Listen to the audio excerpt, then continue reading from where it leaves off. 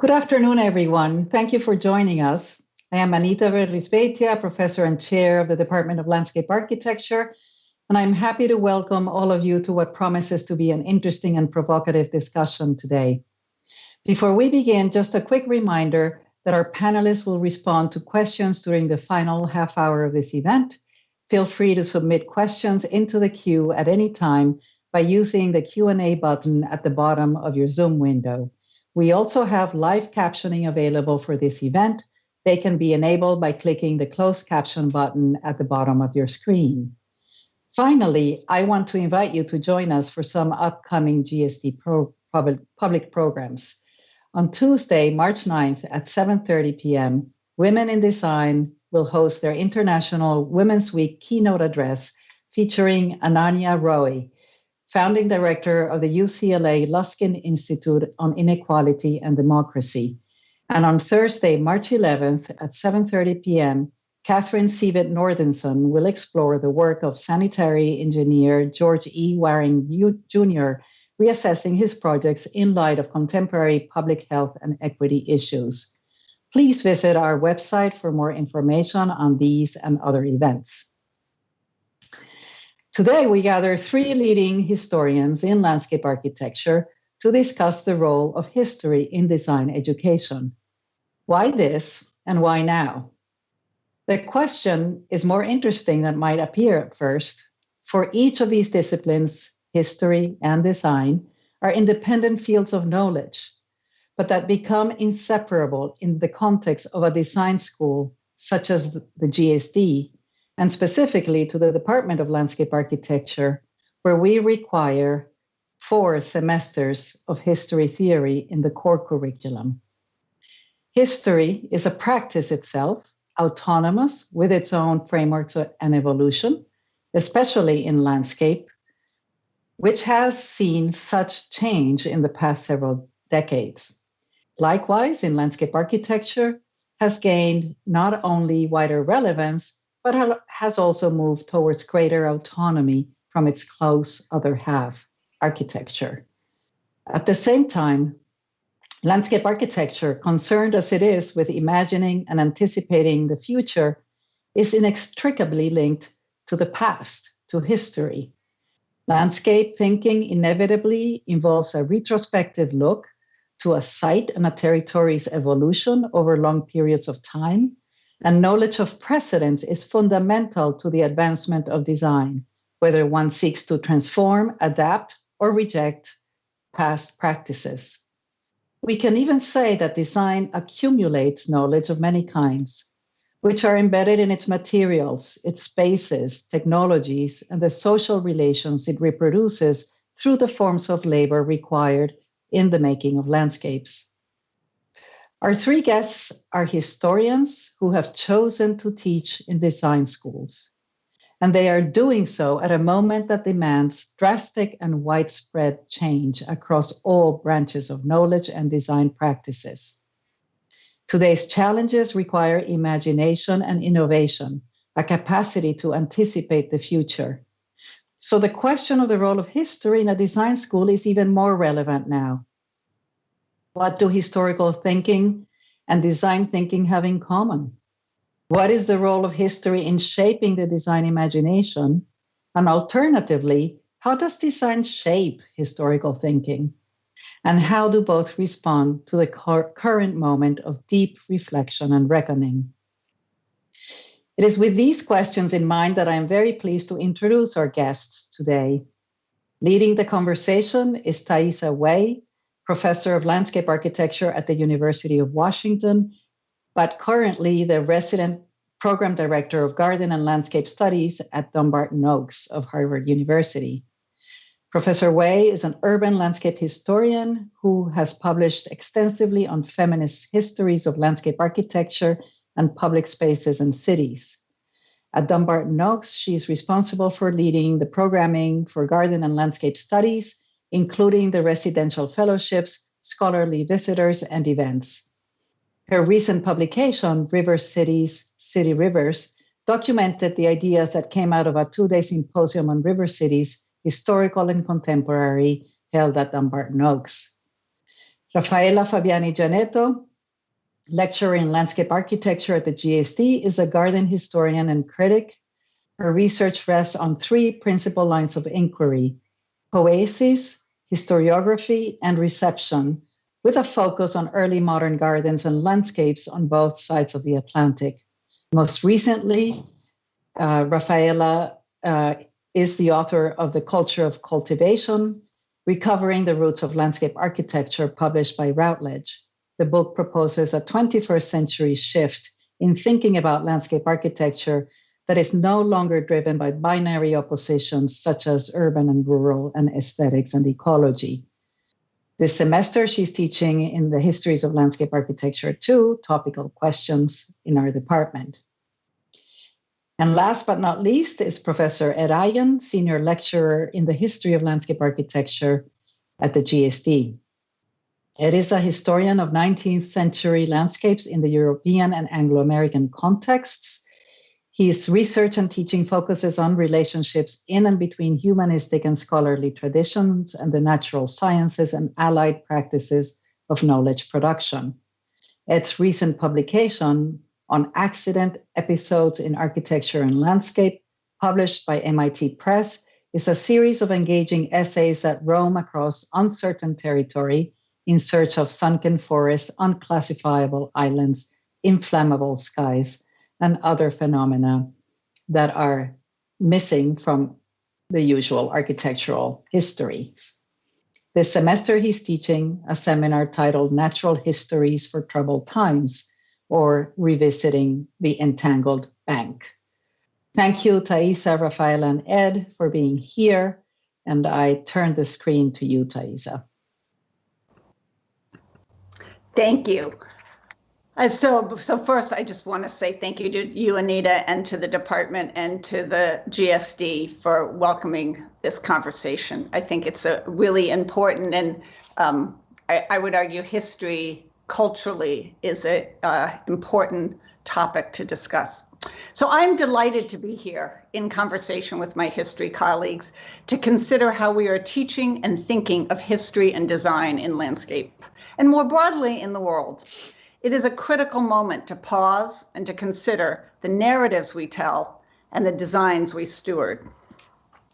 Recently, Stacey Abrams, here obviously, at an AIA conference noted to the architects, quote, "You have an obligation to understand that your command of your industry is so profound.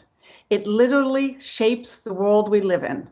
The way you create community is also the way you can shape the future of our nation." Abrams encouraged the architects to go beyond the surface of health, safety, and well-being and build a better world, demanding designers take action by committing to speak up, show up, and stand up. I am a urban landscape historian teaching in design schools because I believe design requires the tools of the historian, and equally important, designers are well positioned to contribute to a richer, more spatially nuanced historic narratives. When these two bodies of knowledge, as Anita noted, history and design, are brought to places of struggle, they offer immense potential to support us if we are to show up, speak up, and stand up. To design a landscape is to assume a weighty responsibility, one thick with aspirations, intentions, needs, and consequences. This has never been more evident as we face the immense challenges of climate change and environmental degradation, social, economic, and political inequities and injustices that pervade our built environments everywhere. Furthermore, in the wake of the Dakota Access Pipeline protests on the Standing Rock Sioux Reservation, the New York Times 1619 Project, and the lynchings of Breonna Taylor and George Floyd and all those before and since, we know that such violence occurs in place, and place is what we design. To grapple with this call to action, designers must be prepared to fully engage in the discourse, practice, and policy making and imagination necessary, and the decolonization that is central to catalyze real and enduring change, to show up, speak up, and stand up. This work demands that we know not only histories writ large, but how to engage in history as a method of inquiry that should be central to design. Let's quickly dispense with what thinking like a historian is not. It is not about memorizing dates, people, places, or styles. The historian's craft offers the opportunity to willfully reckon with past. In the 21st century, i.e. now, this work foregrounds the importance of what Dio F. Gore describes as power relations as lived experience in place, and the need for attentiveness to the mutually constitutive production of identity and identities, and of multiple systems involved in categories of difference. The historian Mark Bloch wrote that whenever our exacting Western society in the continuing crisis of growth begins to doubt itself, it asks itself whether it has done well in trying to learn from the past and whether it has learned rightly, end of quote. Architecture and landscape architecture are at such a juncture as we ask whether we have learned rightly from the past. We know we have not. Our professions have supported the very systems that we protest today, the very foundations of the white patriarchal supremacy that must be deconstructed to reconstruct a more just, equitable, and beautiful future. We are called upon to understand what part we have played in building and sustaining these systems. As Bloch emphasized that to act reasonably, it is first necessary to understand.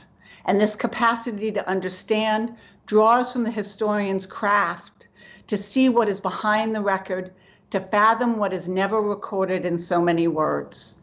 And to design is to imagine how we might do differently. Narrative is an essential tool of both of these crafts. Narratives reinforce or elucidate a given belief or truth.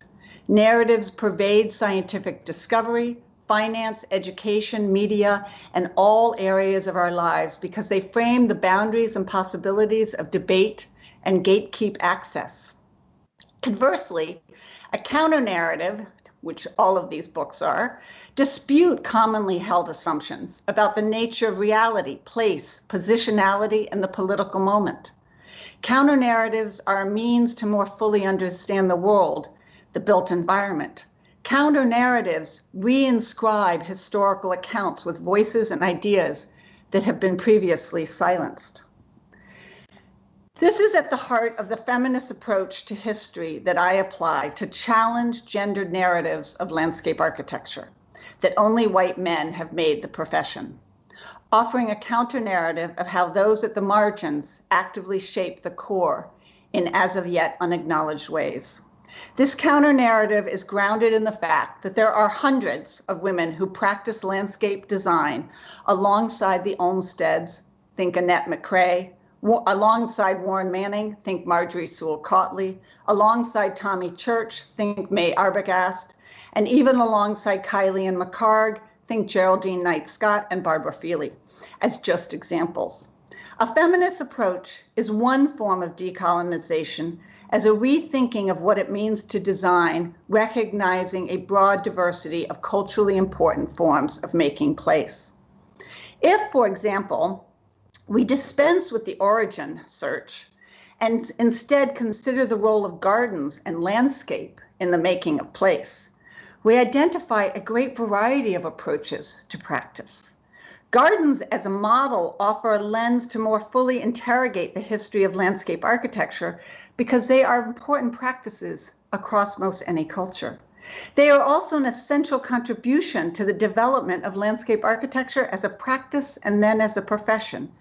And yet gardens have been written out of design history as landscape architects have sought in the past to align the practice with the powerful white male professions of engineering and architecture. I read the garden, specifically in North America, as a place of subversive agency as women, Black, brown, and white, turned to what was deemed as inconsequential space into a place of radical engagement, pushing the boundaries of gender and race, while simultaneously responding to the constraints of a racist and sexist society. Women experienced the garden as an intellectual and material place where they stewarded dignity, beauty, and strength. As Bell Hooks writes, quote, "To tend the earth is always then to tend our destiny, our freedom, and our hope," end of quote. In such gardens, women have nurtured their creative spirit through the act of designing and making a garden, nourishing the soul. Diane Glave's Rooted in the Earth, Reclaiming the African American Environmental Heritage, narrates how the act of transforming yards served as a means for enslaved women to claim authority over her place, as well as setting such places apart from those of the violent slaveholders. They, quote, "created distinctly African American spaces that simultaneously mimicked nature and rejected urban Euro-American control." The garden as a place of radical gardening is beautifully evidenced in the work of Harlem Renaissance poet, gardener, designer, librarian, and activist Anne Bethel Spencer, 1882 to 1975, in Lynchburg, Virginia. Spencer's home and garden served as what Bell Hooks calls the home place, as well as a gathering place for friends, many of them the Harlem literati, including Langston Hughes, W.E.B. Du Bois, Zora Neale Hurston, Mary McLeod Bethune, and Gwendolyn Brooks, as well as James Weldon Johnson, who published her first poem in the Crisis. Spencer was an activist contributing to the founding of the Lynchburg chapter of the National Association for the Advancement of Colored People. She resisted Virginia's Jim Crow laws by cultivating her life as an artist, gardener, garden designer, and activist within her home place. A closer reading of Spencer's garden design and art might elucidate what it meant to be a Black woman artist making a garden. And it is important here to note the contributions of scholars such as Barbara Smith and Elizabeth Spellman, who caution us not to conflate identities as if underneath every Black or Latino woman is a white woman. We might also look to Suzanne Waldenberger's research on Hispanic women in the Southwest frontier and her focus on how they used urban gardens as an opportunity to, quote, "create their own space within which they could cultivate and nurture traditions, relations, knowledge, and status parallel to, but not in direct competition with the conventional male power structure." Here I would propose drawing from the Combahee River Collective work to consider what Kimberly Crenshaw named as the intersectionality of Black feminism as a framework for landscape historians' curation of counter-narratives, and equally applicable to design thinking. In building counter-narratives, we question the emergence of landscape architecture not as inevitable, but as a profession always socially constructed, in the past through gendered and racialized views of who should take shape, place, and what it means to be a professional. History is an intersectional dialogue, or better put, a rigorous history engages intersectionality as a foundational method, an understanding that humans are complex and our relationships exist within moving constellations of being. Thinking like a historian requires what Evelyn B. Higginbotham has described as understanding the meta-language of race, a language that, in her words, quote, "masks real differences of class, status, and color, regional culture, and a host of other configurations of difference." Such thinking opens the door to questions that surface the role of women in the profession, or of indigenous practices to forest management, or about the Negro garden clubs and the significance of garden design to democracy, or the complex histories of Zimbabwe or Machu Picchu, and the legacies of cultures who have shaped their landscapes with intention and purpose. Today, the historian's craft, and therefore I would argue the designer's craft, offers the potential to draw from the alternative histories as practiced by scholars such as Jessica Marie Johnson of Wicked Flesh, or Sadia Hartman's Wayward Lives. History offers one means to embark on a rigorous unraveling of the inherent complexities of places and their becoming. This requires that we see and read beyond the tabula rasa, the erased site, the so-called open space. It opens the door to interrogate socio-ecological entanglements, to make room for the emergence of reimagined experiences and relationships with place. And by decolonizing history and design, we might recognize diverse forms of making place and defining space.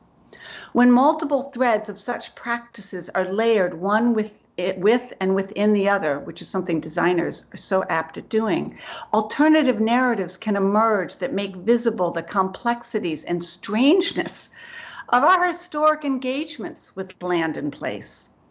This work is evident in the writing of landscape scholars, including Del Upton, Brandy Summers, Victoria Wolcott, Andrea Roberts, and Rebecca Ginsburg, among so many others, who have curated alternative social, political, and cultural histories of land and place.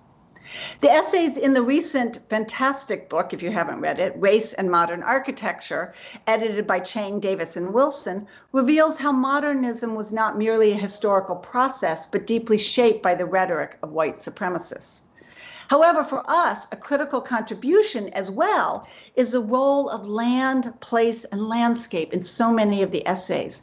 For it is on and in land that humans make place and enact their relationships to nature and to each other. Every site holds memories, both remembered and forgotten, both acknowledged and erased. Every site is thick with history. Thus, an argument that site analysis is yet a historical tool of research. When a piece of land is known to have been stolen from indigenous communities, the designer must consider whether that demands interpretation, recognition, reparation. When one acknowledges that a lynching took place exactly where a Confederate statue now stands, one can no longer simply imagine there is nothing special about that place, that site. In the 21st century, we can no longer design landscapes while privileging only the dominant narratives, and instead must struggle to bring visibility and presence to the multiple, diverse, and conflicting stories inherent to all places. How can we not, given the socio-ecological injustices we face? Finally, I would propose that if landscape architecture community is to genuinely expand to draw in those from diverse and different backgrounds, it cannot merely, quote, add more and stir. We must own the challenge of change, radically changing who we are and what and how we do what we do. Thinking like a historian, drawing on the tools of the historian's craft, offers the potential for a richer understanding of how we got here. And drawing from the designer's craft, we might know what the options are for moving forward. By pursuing a more rigorous reckoning of history, we might curate a more responsible, more responsive, and more imaginative practice of design, thus stewarding a more just, equitable, healthy, and beautiful future. Thank you.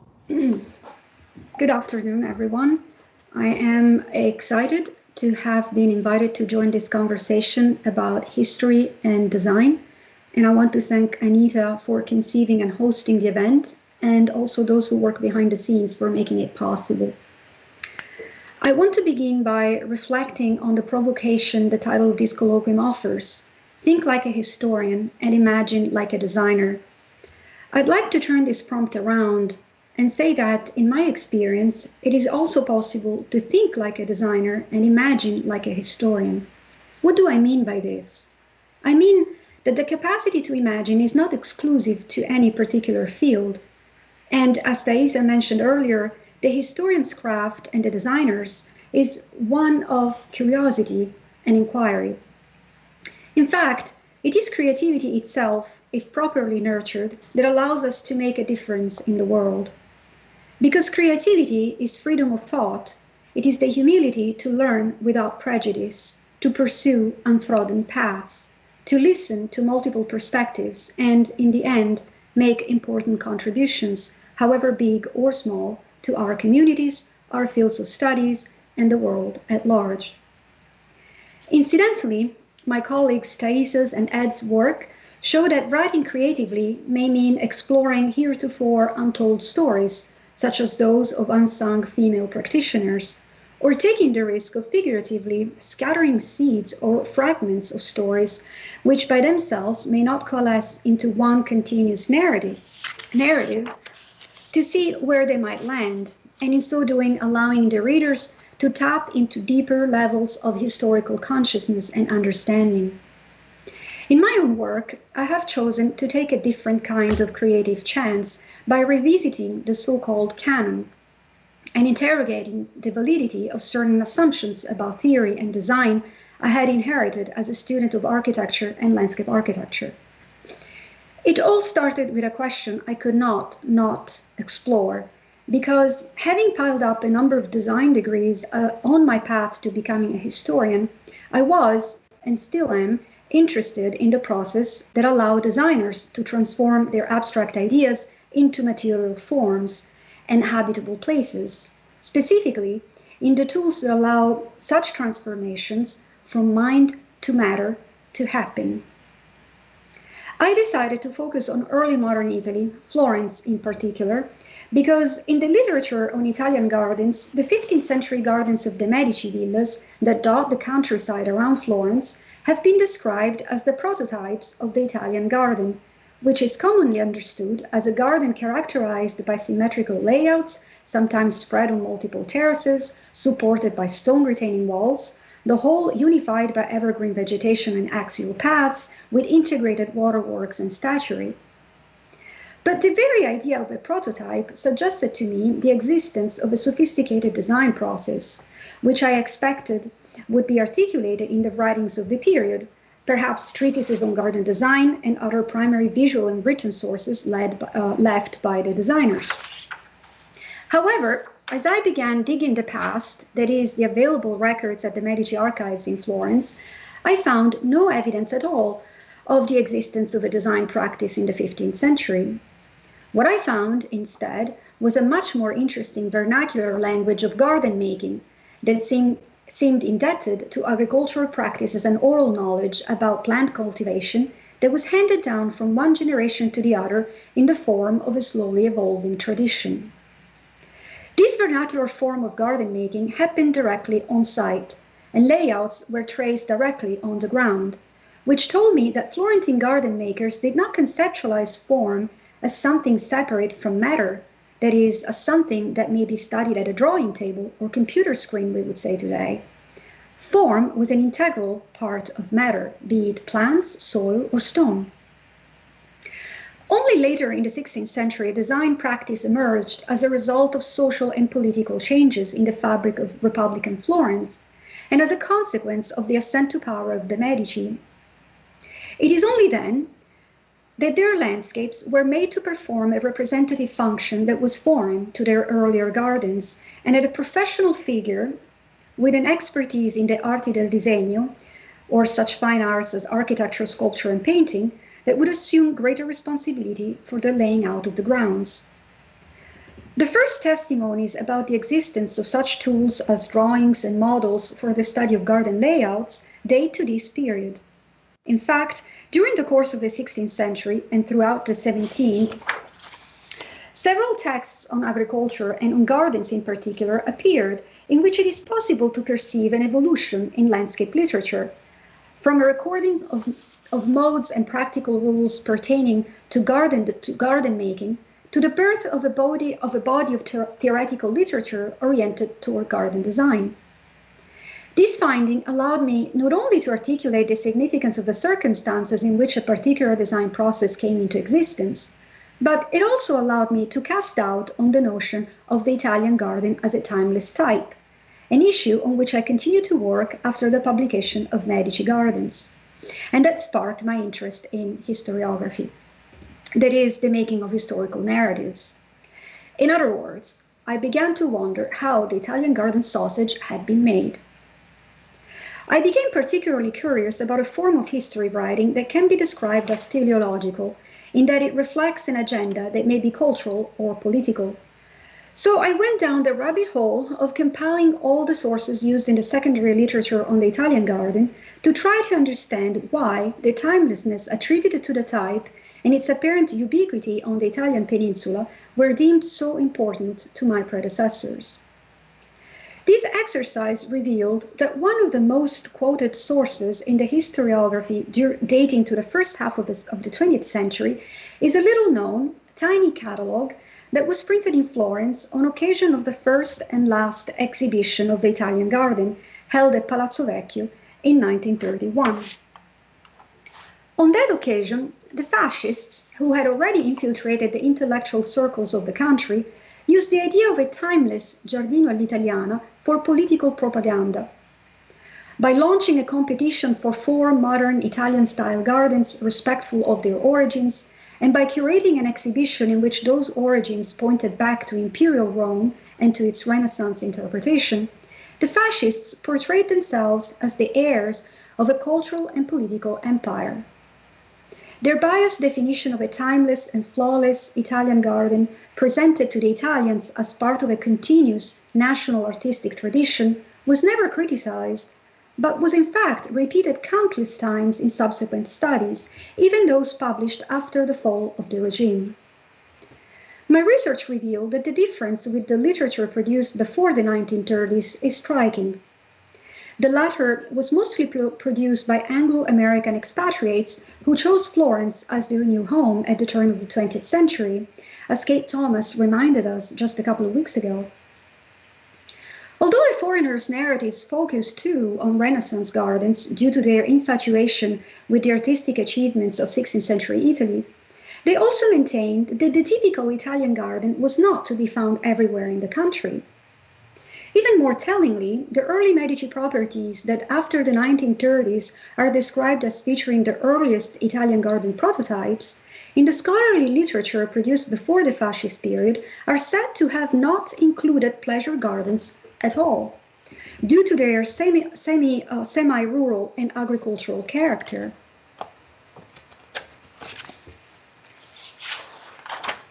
Ultimately, my research on historiography led me to draw 3 main conclusions. The first is the realization that the Italian garden carries many differences in form and meaning across the regions of the Italian peninsula. The second conclusion stems from my criticism of a teleological form of historiography that utilizes a top-down approach in its quest for origins, and in so doing reduces garden history to a discourse on style rather than culture. This narrow approach has the disadvantage of limiting the kind of primary sources examined and of forcing the latter into preconceived interpretive molds. These shortcomings highlighted the need for new historiographical methods. The one I proposed takes advantage of 2 opposite approaches, the so-called longue durée, which examines a particular phenomenon across a long span of time, and the approach of microhistory, which focuses on the documented actions and beliefs of marginalized individuals, for example, those involved in the implementation of the ground's layouts and planting, in order to understand the social and cultural systems in which both designed and vernacular landscapes were conceived and constructed. Lastly, my third conclusion, which follows from the second, is related to the limits of self-imposed scholarly and disciplinary boundaries. The historiography of landscape architecture has contributed very little, for example, on the role of the agricultural landscape. And while the hierarchy between the so-called third, second, and first natures, or in other words, the polite, cultural, and wild landscapes, has been acknowledged and its origins traced to specific historical moments, their relationship or even the possibility of their coexistence has not been sufficiently examined. And yet, if only we take a cursory look at other sources, like travel diaries written by those who had a much broader understanding of landscape than we have today, we may find surprising points of view. For example, witnessing the seemingly effortless productivity of the Italian garden plains during their late 17th and 18th century grand tours, many Englishmen attributed to the fertility and abundance of the fields, with their striking geometry of longitudinal ridges and furrows, and orderly planted vines, an aesthetic dimension that they identified with the Italian way. This was then invoked in the productive landscapes, orchards, and gardens they planted at home. It's interesting to me to see how these diarists' perception of what is Italian was altogether different from the fascists' definition of the same in the 20th century. Now, my realization that the Italian garden type is largely a modern construct has led me to ask the question of how such static definition of the Italian garden has influenced the studies of its legacy outside of Italy. This has broadened my sphere of inquiry to England and North America, and has led me to conceive a new book project titled Georgic Grounds and Gardens from the Mediterranean to the Atlantic World, which examines the productive gardens adjacent to the villas designed by Andrea Palladio in 16th century Veneto and those of his English and American heirs in the context of the economic, social, and religious climate in which they were created. This project, as well as the research that I've carried out so far, are motivated by the understanding that landscape architecture and its history are not only about the aesthetic of forms, but they are also an expression of the spirit of the times in which they occur and a mirror of the society that engages in them. For this reason, both the work of the historian and that of the designer must proceed without preconceptions. It must allow the sources, be they written, spoken, built up, or buried under our feet, to tell their stories. These, a creative mind is able, to paraphrase an expression from Ken Wilber, to include and assimilate, but also transcend, in order to engender progress in how we design and write, as well as in the society in which we live. Thank you. I just wanted to thank Anita for including me in this very important and very urgent discussion. I want to follow up directly on a term from Theis's beautiful presentation, notably the historian's craft, and more particularly the character of Marc Bloch, one of my heroes, who was in fact executed by the Gestapo on June 16th, 1944. So I'll start there. Let's see if I can advance this. A question of historical craft. How is the Mr. X of Frederick Law Olmsted's A Journey in the Seaboard Slave States identified? Dilemmas of this sort, though typically far less intriguing, are encountered everywhere along the pitted path to interpretation. Why is history so tricky? By way of a response, I offer these brief remarks on the topic of identity, and with them some notes on credibility. 4. Once contentedly focused on the self-absorbed figure in the landscape, our field is now plainly sociological. What's in a name? Olmsted assumed a number of authorial guises, signing his earliest writings Menhaden, as in the fish used as fertilizer, then more appealingly Wayfarer, and then gaining self-confidence Yeoman, under which name his letters reporting on the slave states were first published in the New York Daily Times. In this context, the alienable right to one's own name cruelly manifests itself in the newspaper advertisements for the capture and return of fugitive slaves. As David Wallstreicher observed in his study in Self-Fashioning American Style, and with it the dubious labors of confidence men, quote, the advertisements often catalog the known aliases of runaways with a sense of injury and outrage, as masters rightly associated the power of naming with their own privilege as property owners. And here he quotes from the ad I have on the screen, he always changes his name and denies his master. The unintended echo of deny thy father and refuse thy name is worth mentioning here, if only because in a moment, the name of Shylock, Shakespeare's Shylock, will be invoked. Mr. X, however, was not a slave, fugitive, or fettered, but rather a prosperous slave owner. Charles McLaughlin, the resourceful editor of the Frederick Law Olmsted Papers, considered him one of his favorite cases. As the historian turned detective explained, quote, to protect the people he wrote about, Olmsted omitted and changed names and scrambled his itinerary, an effective technique that drove later editors wild, end quote. But was it the slaveholder who needed onomastic cover when it was their property who sought freedom in and by assumed names? And what about chasing? Think of that word chasing, the venatory pursuit, the hunt. And what about chasing after those fugitive facts that lead the historian to wildness? An initial clue led McLaughlin to an annotated copy of Seaboard Slave States, where Mr. X was identified as Richard James Arnold, descendant of a Quaker family involved in abolitionist causes. History is not straightforward. The same annotations reveal that it was Olmsted, in fact, who remained the enigma. His hosts, McLaughlin note, quote, couldn't figure out why he disappeared every day. Only later, when they received the book, did they discover that their guest was a Yankee reporter. I don't know which is worse, being a Yankee or a reporter. Ordinarily, I would pause at this point to discuss the designs pursued by historians in the margins of texts. But these are not ordinary times. So in the very few moments remaining, I wish to look at figures neither at the margin nor at the center, those between fugitivity and captivity. Let's go back to Olmsted's discussion of Arnold's rice plantation and the great, as he called it, the great difficulty in management of slaves. This took the form of a swarm of Jews, which had recently settled in nearly every southern town, many of them men of no character, opening cheap clothing and trinket shops and engaging in an unlawful trade with the simple Negroes, which is found very profitable, says Olmsted. Olmsted was hardly alone in making this sort of accusation. Notably, Edward King's postbellum report on the predations of the shrewd Hebrew upon the Great South was eagerly recorded by the Russian novelist Fyodor Dostoevsky, from whom it was cited as a matter of settled sociological fact by prominent 20th century race polemicists.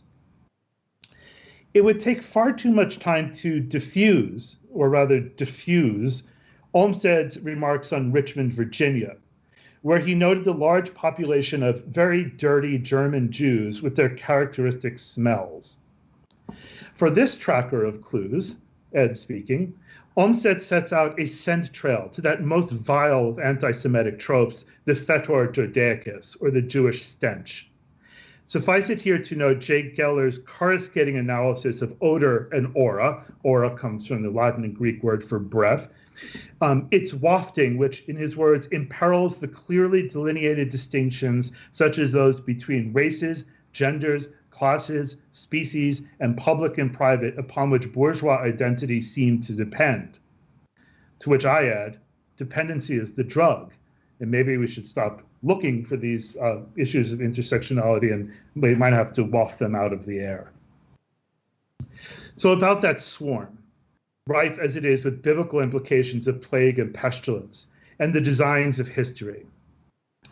Let's ask, how many of these traders were there? According to one contemporary account, quote, the Shylocks preferred to be on navigable streams, where it was always convenient for them to take passage for parts unknown. They were fugitive and off to the wilderness. So where did these errant and itinerant people unsettlingly settle? Here the sources tell the story, or rather they are the story. In an important methodological article of 1980 in Immigration History Newsletter, Buffalo historian David Gerber described a unique source for research on both American business and social structure. This was the massive collection of manuscript credit rating reports produced by R.G. Dunn and Company, now housed at the Harvard Business School. By the numbers, it's 2,522 volumes, or 2,640 linear feet of shelf space. That's 1/2 mile. A vast paper technology now put at the service of duly qualified historians, for one needs to apply to the library to gain access to this resource. Some background. The same factors that contributed to the Panic of 1837, territorial expansion, improved but imperfect information and transportation networks, and capital speculation demonstrated that, in the words of one historian, the days when a wholesaler personally knew all of the retailers he supplied was gone, end quote. In 1841, Lewis Tappan, a prominent New York silk merchant who suffered large losses from uncollected debts during the 1837 panic, founded the Mercantile Agency, later R.G. Dunn and Company, a credit rating bureau. By 1870, the firm had 28 branch offices and over 10,000 correspondents. Within these churning factories of presumed facts, credit reporting shifted in Joshua Lauer's words, from rumor to written record. The firm managed risk by appointing as putatively impartial investigators reliable lawyers, businessmen, bankers with sound reputations and extensive knowledge in local markets. They were, needless to say, white, male, propertied, and/or well-employed. Their commitment to the task, as it happens, made them accurate recorders of prevalent social biases. In the credit reports, Gerber notes, Hebrew, or Jew, was used as a code word signifying people of dubious business ability and/or business ethics. Individuals assumed a priori to be unreliable financial risks. Can we break the code? The language of one of the reports, shared with subscribers to the Credit Bureau under terms of strict confidentiality, but now widely quoted in historical literature, provides a key to the inner world of these Shylocks. Quote, prudence in large transactions with all Jews should be used. In another, we can learn nothing. It is enough to say they are Jews. End quote. In instrumentalizing suspicion, the credit reports represent an important historical source, if not also a tainted well, to evoke another ancient and murderously grave anti-Semitic libel. In the kind of design and/or mapping work that many of you do in the studio, Michael Cohn applied GIS, or the method of what he calls digital humanities. He applied these to the credit reports to determine the size, shape, and spread of Jewish-owned general and dry goods stores throughout the apparently afflicted region. And this historian must admit that I've always been slightly mystified by that term, dry goods. Maybe someone can clarify it for me. In any case, with these maps, he has merely given a local habitation and name to just so many credit histories. Now interpretation may begin. Credit, it must be recalled, comes from the Latin credere, to believe. And our present calling is to foster habits of trusting each other, perhaps anew, perhaps once again, and encourage mutuality inside and beyond the academy. Not the solitary self-absorbed figure in the landscape, but rather Ishmael and Queequeg engage in a joint stock company of two or more. We also need to remember that credit and the individual and collective identities it defines. Here, think of Ulysses S. Grant's notorious expulsion of the class of Jews, is manufactured and managed in legible terms. In conclusion, I cite from an official history of Dunn & Company, the credit rating agency. They say, credit is founded upon confidence, and confidence, in turn, is derived from accurate and impartial information. Was Dunn a company of confidence men? And what about those terms? Didn't that paradigmatic trickster and storyteller Odysseus bear the epithet man of many turns? And what about wayfarer, become yeoman, become Frederick Law Olmsted, landscape architect? And what about that runaway slave who always changes his name, who is known by his master simply as Cuff Dix? As I said, history is tricky, so let us begin by solving for X. Thank you.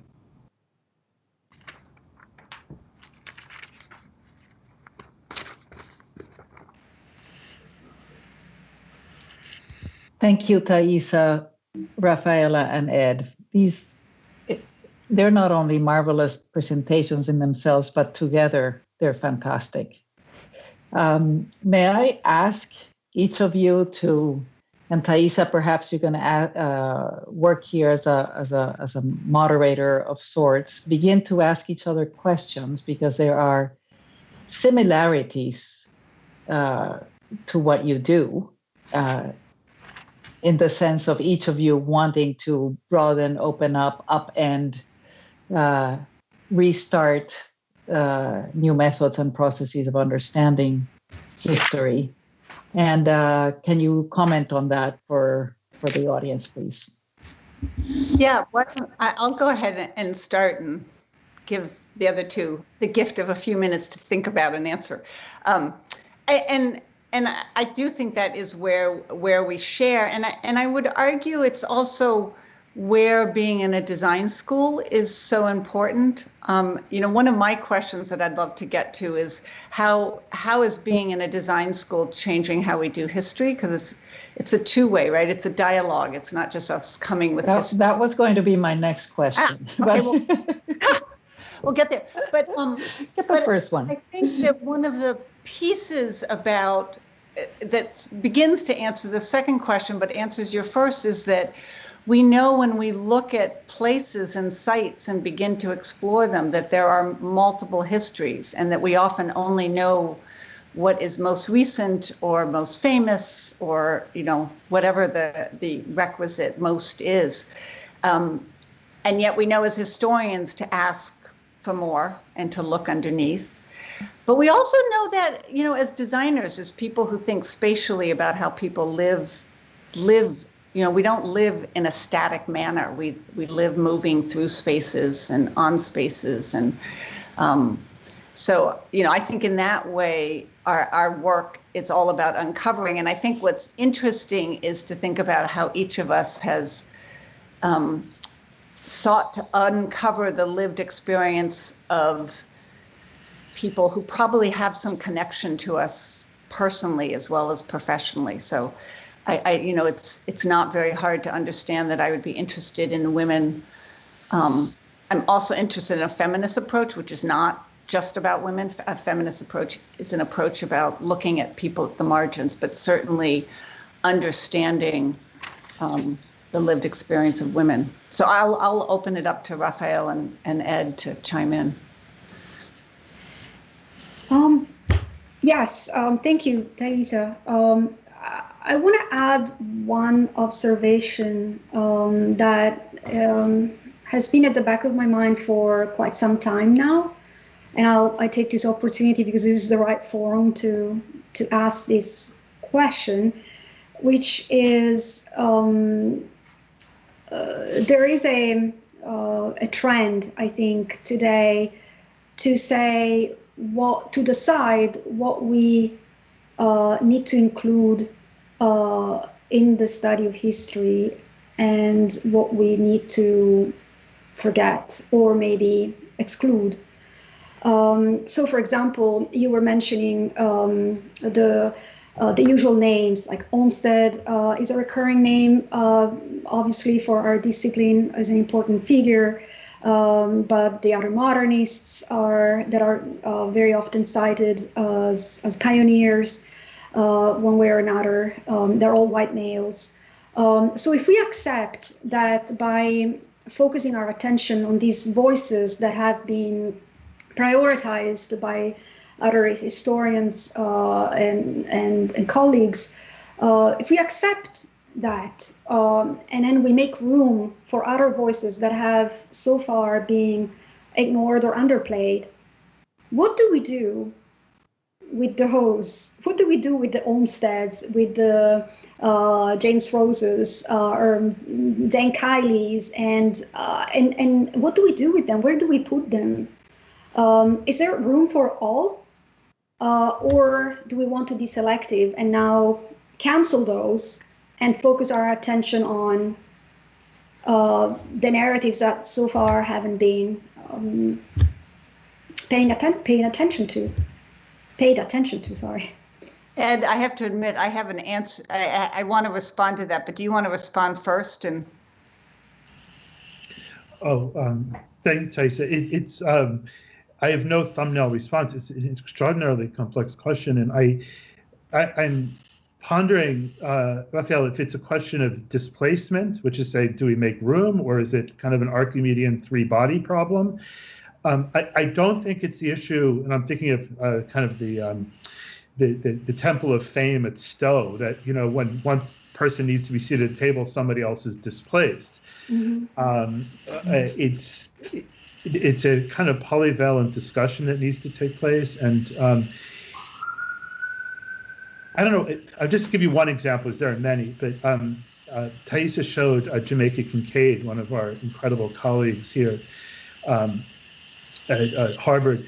And so, for example, look at Olmsted, who refers to Wordsworth kind of constantly, and part of the task with teaching Olmsted to students is even making them aware of those literary relationships which matter and are probably occult to them. But this year we had them read Lucy. So what does it mean for someone from Jamaica to learn the poem "I Wandered Lonely as a Cloud"? What does it mean to be on that kind of further edge of wandering, or to be altogether errant? How do those references to cultures come together or apart? And Kincaid is a wonderful writer to do this with, obviously, because she's a very, very competent gardener, but also enormously eloquent about her gardening. But I don't see it as displacement. I see it as putting voices in relation to each other, whether it's through antiphony or polyphony or disharmony or chorus, cacophony, however you want to put it. Mm-hmm. Yeah, I guess I will add, I think I come at that with a really different kinds of question. I think one of the challenges of history, particularly in the professions, and I would argue the design professions more so than some, have thought of history as origin stories. How do we trace our profession? Where did it begin? And who can we put on the timeline so that we end up with where we are? And I actually think that's backwards, to be polite, because that suggests, as many of our textbooks would, suggest, that there's actually one narrative, there's one lineage. They followed pretty logically one from the other, right? And instead, we should be thinking two things. One is, what is it that you need to know as a historian? What do you need to get from history? And I would propose from this discussion that what designers could benefit from is learning the craft of being a historian. What does it mean to ask those kinds of questions? What does it mean to reveal the unknown? What does it mean to be in dialogue? Why do we look at certain gardens and not others? Why do we look at Charles Platt, but we don't look at somebody else's garden, at indigenous gardens at the moment? Why do we think these are more? And so that would be my first, is to really think about what they need in a history course, and we could talk later about that. Because I'm not convinced they need a set canon of people that they can then say, oh, Olmsted was born in, right, or did Central Park. The second piece is, if we're thinking like historians and imagining like designers, history class shouldn't be the only place that students are engaging with the practice and the profession. I mean, it should be in studio, right? In studio, they should be talking about who else has designed these kinds of projects, whether they're professionals or not professionals. What other forces and shapes agents have played a part?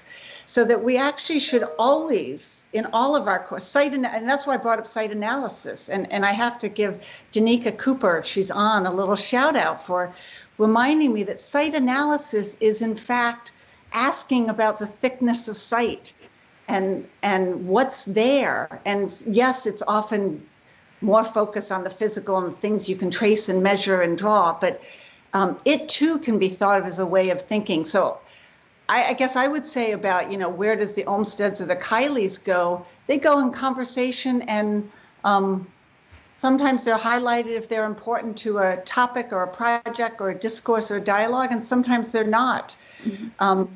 And again, it's the only other analogy I can always think of is, I don't know about the GSD, but in a number of programs that I've taught in, students often feel like the plant class doesn't teach enough plants. I want more plants. And what we have to remind students is we're teaching them how to learn about plants. We can't possibly teach them every plant they're ever going to need to know, but we can teach them about how to learn about plants. And I would say the same for history. I want them to get out of there and know how to think like a historian, to apply the craft of history.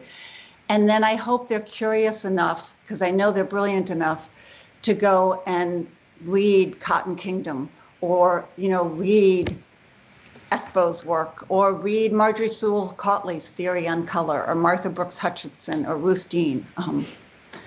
And so that's what we set up. So I guess I don't worry so much about who we include or exclude. It's more what stories and what what crafts, what tools do we build? Does that make sense? And I think, Anita, can I jump to your second question? Sure. Which is this question of, why in a design school and how does design? I'm really curious, as I mentioned before when we were talking before all of this, I'm one of the few people I know, and I'm sure there are more, but who teach design studio, but I don't have a design degree, and I've never practiced as a designer. But I trained under some excellent design studio teachers, so nobody threw me in cold. I got some really good education, but you two are designers. And so I chose to be I'll start it by saying I chose to teach in a design school versus an art history department, or I have an adjunct role in the history department. So I could have just said, I'm going to go teach history, sort of history with a big H.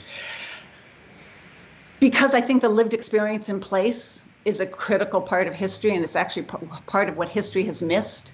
As much as for the spatial turn in social history, they still struggle with being truly grounded in place. And I think it's something designers breathe, spatiality. And it's been incredibly important for my work to work within the language and the framework of spatial thinking and how designers look at site and what it means to think spatially and what it means to think about moving through spaces and moving through places and defining spaces. And so from my perspective, that's the piece of the history that I hope is my greatest legacy. The work on women in landscape architecture or other untold stories is one, but to me, it's being able to bring that spatial language and spatial view to how we think about history, because it's always in place. The history doesn't happen in no place. It happens somewhere. So I don't know, Ed, and I mean, Anita, you probably have some thoughts on that too, but Rafaela? No, and I just, before we jump into the questions that are starting to come in, but you all mentioned mapping, digital humanities, and just now mapping, you, Thaisa. And, I can tell you that we here at the GSD, we think of that kind of work, the research that goes on before design, but we think of it as actually the first act of design, because the questions that you don't ask will not show up later if you don't ask them. So in a way, just bringing the question of how to map, what question are you going to ask, rather than the more standardized kind of layer cake that always includes the same thing. Yeah. We're moving away from that, and each form of analysis has to have an intention that perhaps we had not seen before. So in that sense, it's very similar to what Ed was saying, that once you make the map, you open for interpretation, and they are not fixed things, but they are in a way the first act of design. Yeah. I am going to go to the audience now, since many questions are coming in.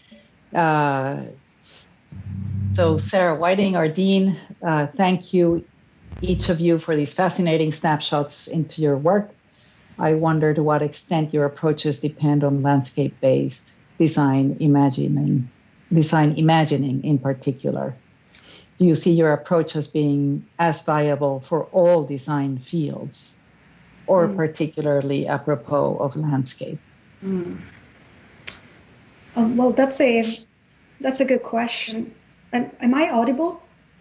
Yes. Yeah. I would say that I did not make the distinction between the design fields. I'm trained as an architect. I spent more time studying architecture than landscape, but I'm also trained as a landscape architect, and I don't see any distinction between the approach to history writing or to the way in which the creative mind thinks when it designs.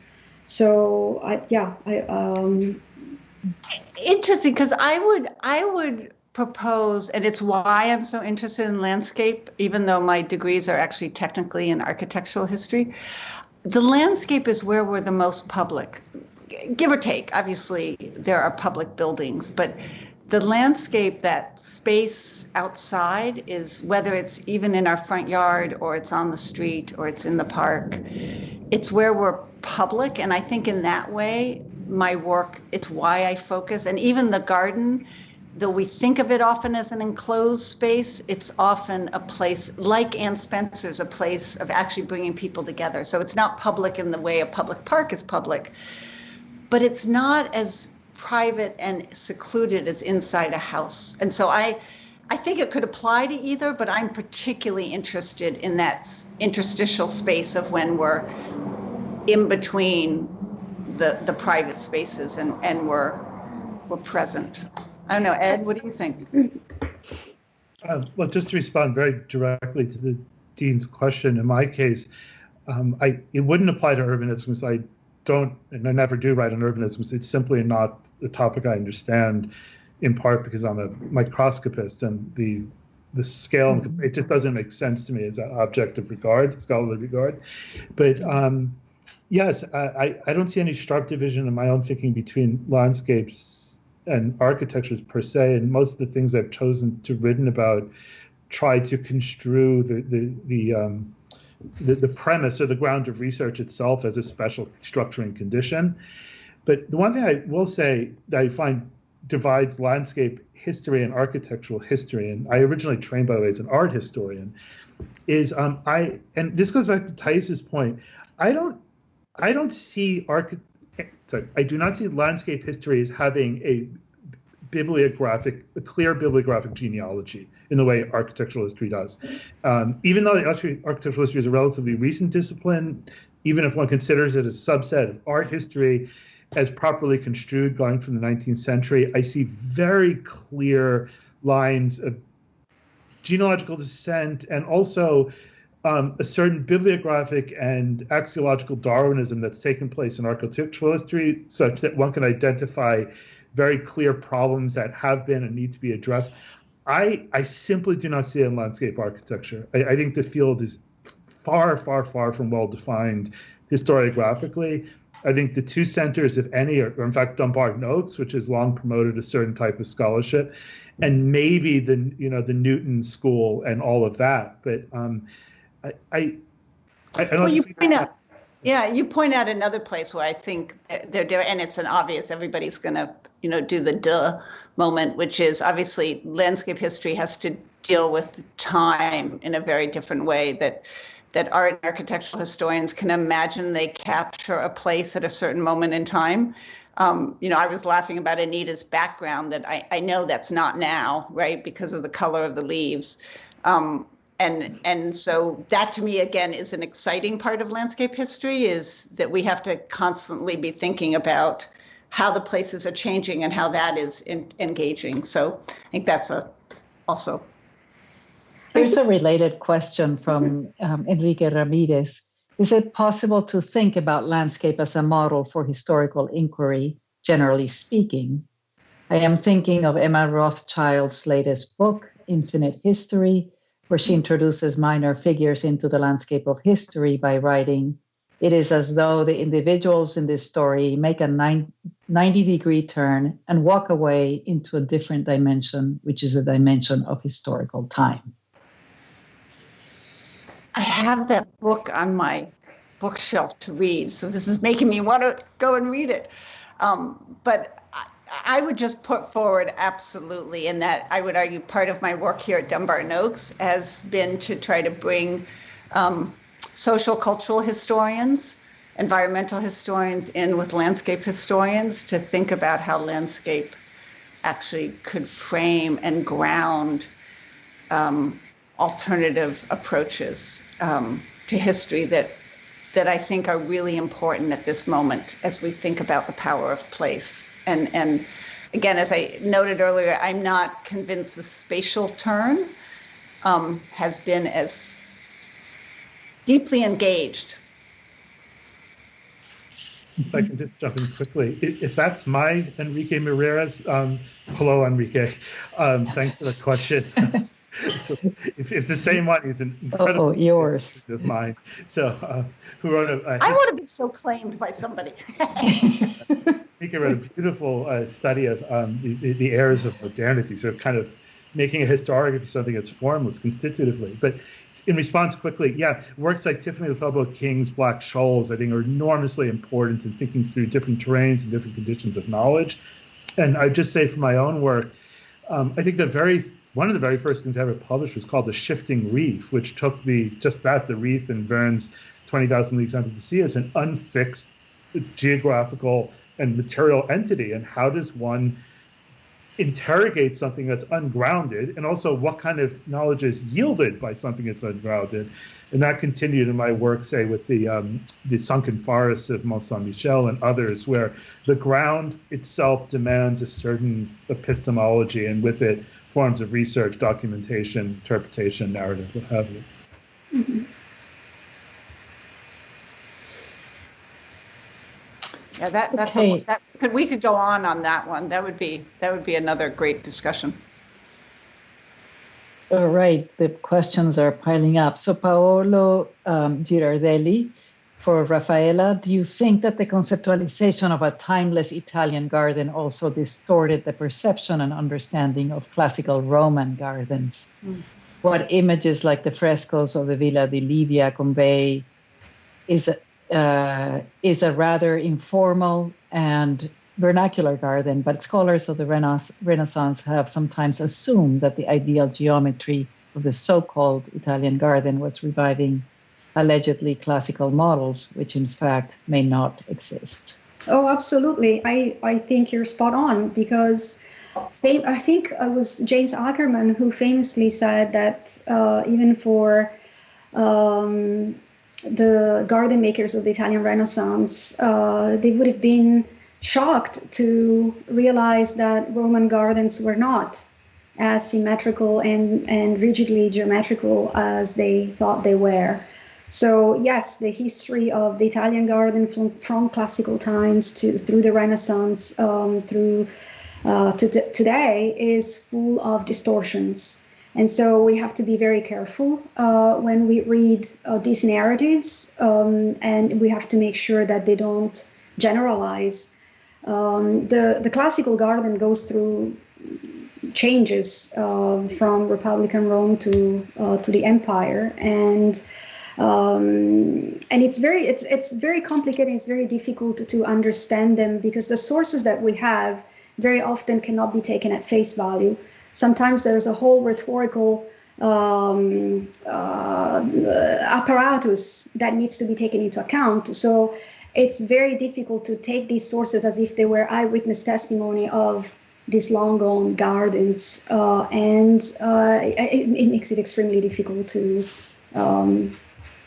of course, write about them. But again, it's important to start writing history or understanding place, trying to not have preconceptions, which is very difficult, of course, but it's something that we have to try and do in order to make. Yeah, I want to add, because I think it's an important question in terms of Italian gardens and Roman gardens, but I also think it's, again, gets this question of what history is. And I think history is partly understanding that what we know today has not necessarily always been. And that sounds so obvious when you say it. And I always use street trees, right, as an example. We think street trees are the most natural, beautiful thing you could do. There was certainly a time where you'd no more put a tree in a street than you'd put a street in your garden. But you know, history can show you when you decide to put aside the origin stories and trying to trace back some clear lineage, and you look at the breadth and diversity, you begin to understand that humans have engaged in strange ways with place and landscape and site and making place. And I don't know whether I can ever go in without any preconceived biases, but I certainly try to go in, you know, realizing that what I think is normative has not always been, and often is fairly recent. And that's right. A historian's craft is to be able to dig under and question those assumptions that we make. Mm-hmm. So it's an important question for you, Raphael, in terms of the Italian garden, but I also think that's so important for history. If I may, well, it's threaded through all of your presentations, whether you use the word distortion and use the word code that needed to be interpreted and found out, so to speak. You speak of unearthing, right, information and assumptions. So it's certainly been a common topic. A related question from Falma Fashazi from Zurich. Would you imagine how a historian leading a design studio, landscape or architecture, can we break the code, as Professor Eigen just mentioned, within the context of a design studio, I imagine, is what the question is asking.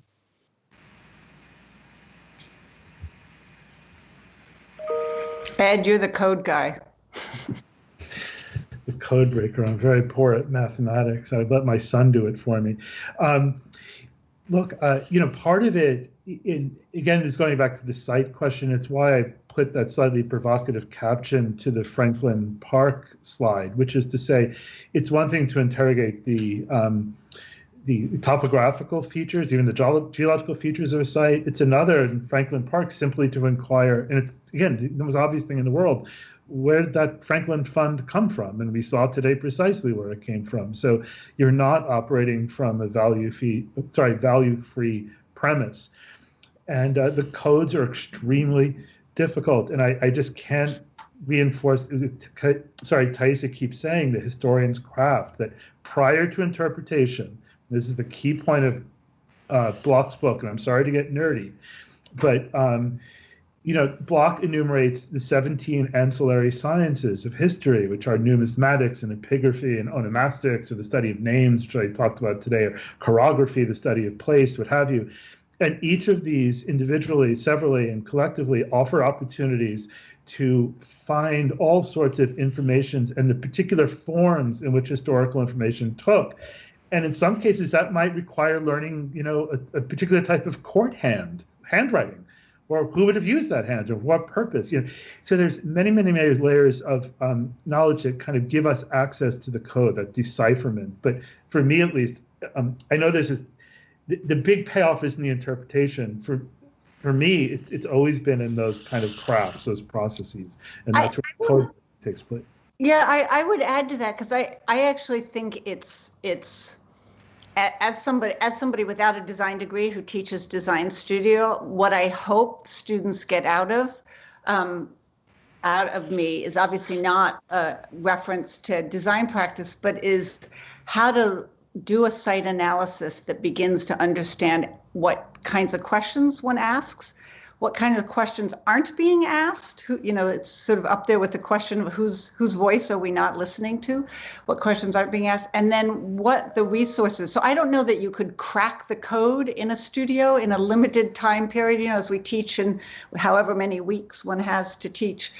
But I think you can help students to think about the questions they ask and the sources. And one of my goals in a studio actually is to introduce students or enrich their connections to the rest of the university as the academy, as a place of knowledge. Who else is out there? And to me, design schools should be deeply central to the whole school, because we bring so much of that knowledge to place. And so it's taking the students and helping them think about, do I need to go to a classics professor? Do I need to go to a soil scientist? Do I need to go to a musician and a composer? Who is out there? You have this richness at a university that you'll never have in I can't imagine a firm ever having, the breadth of a university. So even the big ones. So to me, it's not so much cracking the code, but giving them the skills to think about what that might look like, and probably spending your life cracking codes, right? It's some incremental way. Mm-hmm. Related to this, Dom Graham asks, don't you have a responsibility as an architectural designer to invent an archaeology, even where none exists? Isn't that what Bruno Latour means by geo-story?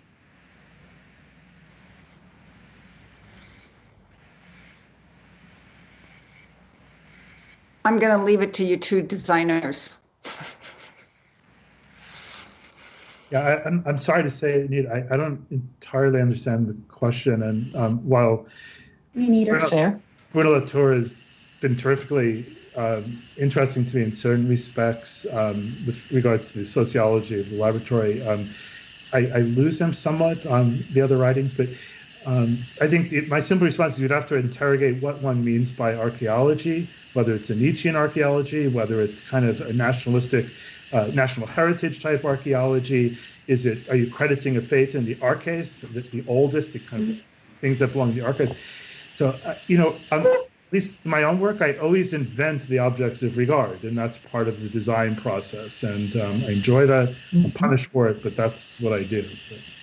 But you could also, and I guess I took the question as around the verb event. And I guess what I would say is if we actually dig deep in place, we don't have to invent it. We can actually reveal it and uncover it, unearth it. And then our archaeology, to create the archaeology, to me, is to bring those together in some coherent way, because we can't reveal everything all at once, right? It's too complicated, it's too messy, too conflictual. So then we have to design the story, the narratives that come out. And I suppose that could be called inventions, but I would argue firmly that we reveal first and we unearth and then we design the narrative. And maybe that's inventing an archaeology or creating an archaeology. Mm-hmm. Mm-hmm. That reminds me of last night's Kylie lecture by Julie Barkman, who literally takes the stuff of her designs from under the ground, right, and exposes them, brings them to the surface. Right. Well, and it's also, Diane Harris gave a fantastic talk yesterday about Frank Lloyd Wright and his racism, which she reveals through partly his comments on drawings, calling Black people Negro, darkies and such. But it's also in the decisions he makes that are not obvious, but are clearly privileging white supremacy. And that too becomes an archaeology of realizing the context of where people are working. So I think both the physical and the conceptual. Yeah, but I also, just not to be too particular, but the version of archaeology that's coming up, it's wedded or mated to some kind of notion of the earth or embodied forms, the work of Georgics, which we're involved in. Yeah. But there's also, as I wanted to highlight with Jay Geller's work, there's aromatic histories, and there's also those things are suspended in history. Not only thinking of Ceylon's Todesfuge, but things are up in the air, things that are unconsecrated, things that don't coalesce into discernible form. They don't settle.